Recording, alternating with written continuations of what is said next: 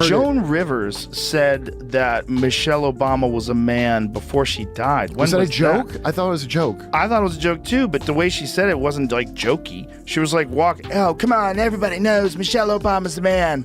Like, remember that? Yeah, like for that.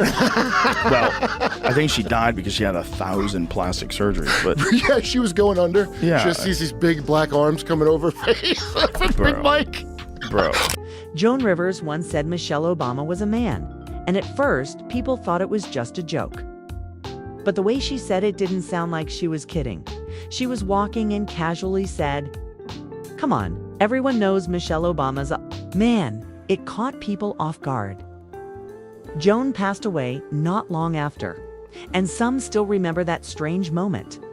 Joe Rogan recently made headlines. Joe Rogan is calling out Oprah and Michelle Obama for hypocritical speeches at the DNC. Watch. She's up there talking about income inequality. Like, hey, lady. Yeah, I know. You're rich as like, how is that equal? And also, when Michelle Obama was saying, you know, I think she was saying her mother or grandmother was always suspicious of people who took more than they needed. Yes. Like, you are worth so much money. Take more than they need. The Obamas have 4 mansions. I mean, it's by going after Michelle Obama on his podcast. It was unexpected. One moment, she's posting uplifting quotes, and the next, she's getting roasted by Joe in front of millions. He didn't hold back, especially about her cooking shows and public appearances. Joe pointed out how Michelle and Oprah gave speeches at the DNC. She says, the bars are just different for people in life. Right, the bar was very different for your husband, very different. And I'm sure he got into Harvard just based purely on his intellect, right? And Harvard Law School. And he was ushered into the presidency with about 2 minutes of public service behind him, right? Like a short stint in the US Senate after being a local Illinois lawmaker. And he was lauded like he was the talking about income inequality. Well, they're both incredibly wealthy. He found it ironic. He said, "How are you talking about people taking more than they need when the Obamas have 4 mansions?" He felt their message didn't match their lifestyle. Michelle often talks about when she had her kids, were they private or public? Like, when was that when he was a senator? I don't know. I just know that he was a senator, right? Yes. Before he became president. For sure. So I don't, what, law school, Senate? I have no issue because I want to live. I have no issue with Big Mike. I don't care that they killed that sex slave in Martha's Vineyard. That's what happens to sex slaves. They drown in ponds. That's what happens. You fuck the ruling class, you drown a pond. That's what happens. If you get your little mouthy, you go into the pond. I don't have a problem with it. I have no problem. I think it's good. I actually think it's good. I think it makes our country fun. I think it makes us unique. I think Putin and them are scared of that shit. They do it all the time. I think Putin and the Chinese are like, you don't know what's going on there. Because they got people that maybe they're men, maybe they're women, we don't know. Staying grounded and only taking what you need something. She says her mother and grandmother believed in, but Joe and others see a big gap between her words and reality. He questioned why she's trying to be everyone's motivational speaker while living such a privileged life. He even joked about her workout routines, saying she can turn a gym session. Everybody having a good time. The country's almost back to normal before World War III. COVID was just so strange. We lost a lot of people during COVID, and most of them are still alive. Yeah. Before COVID, I would have told you that vaccines are the most important invention in human history. After COVID, I'm like, I don't think we went to the moon. I think Michelle Obama's got a dick. I think Pizzagate is real. I think there's direct energy weapons in Antarctica. Into a political speech. He thinks it's over the top like using healthy eating and broccoli as some kind of moral high ground. Joe said when she makes everything political, someone needs to step in and say, enough already. He didn't stop there. Joe also took a shot at Barack Obama, saying the system treated him differently.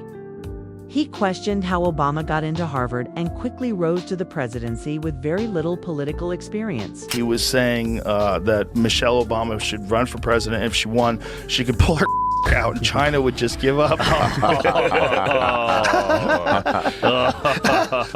I was wheezing. I couldn't breathe. Big Mike. Big Mike. You know, just so proud of how you are being a role model for dealing with a child that's transgender. Absolutely. And that's, you know, that warms my heart, particularly as a Black man. You know. Joe said he was praised. Like a superstar after only a short time in politics, he ended by pointing out how Michelle spent 8 years planting vegetables in the White House garden. Like it was going to fix the country's problems. Now that she's out of office, he thinks she should take a break. But instead, she's still out there pushing her brand, acting like America's life coach. Joe's comments are blunt, and not everyone agrees with him. But he clearly believes that people like Michelle Obama and Oprah should be called out when their messages don't match how they actually live.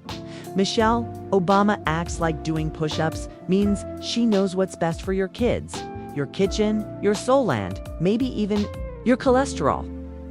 People start asking real questions, like whether her kids went to public or private school while Barack was a senator. But no one seems to really know. Change her name to Misery Obama. That's really what I think of when Misery Obama never has a positive word to say. Never. You know, not about children, not about family, certainly not about her husband. By the way, before we leave this topic, here's her latest soundbite that made the rounds. This happened on June 18th, but I was off. Here it is, SOT 39. You should have threw a boy in the mix. I would. I'm so glad I didn't have a boy. Yeah. Because he would have been a Barack Obama. It's like baby Barack. It would have been amazing. Ooh, no, I would have felt for him. She just borrowed our boys. Yes, I got plenty. Wow. Did you catch that? She's glad she didn't have a boy because he would have been a Barack Obama. And that's a hard pass for her. This woman can't stand him. Or care. He was definitely a senator before becoming president, but the details aren't clear. Then things get weird. Some people online go deep into conspiracy theories, saying things like Big Mike and even bringing up wild claims about sex slaves and elites. One person said if you mess with the ruling class, they'll silence you sometimes in the worst ways. It's all dark, strange talk. But that's how far some conversations have gone.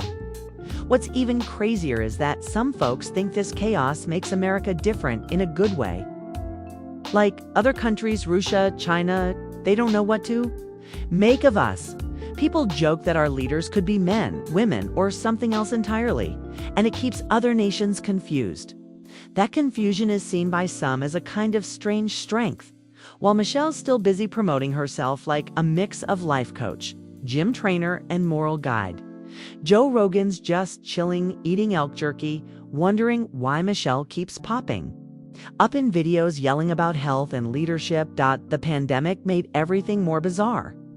A lot of people. Michelle Obama and Harris. Harris comes back as the vice president. Michelle Obama's the president. We get a double dose of diversity. They'll win. Let's go, champ. They'll win. And then who's on the Republican side? DeSantis? Trump and DeSantis. They have to make a super team. It's the only way they win. Interesting. That's the only way they win. So let me be as honest and clear as I possibly can. Donald Trump is the wrong president for our country.